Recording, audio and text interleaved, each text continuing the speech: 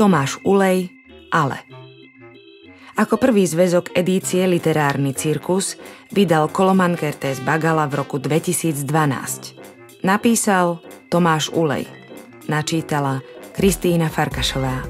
Hudba Roland Kánik. Nahraté v štúdiu Sonic Cat. Distribúcia Literárny klub SK.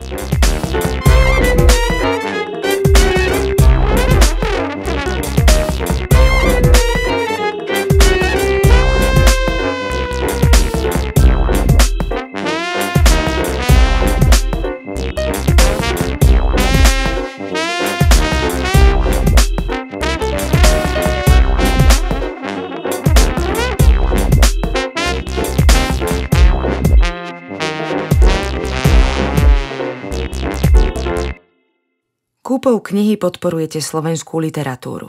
Ďakujeme.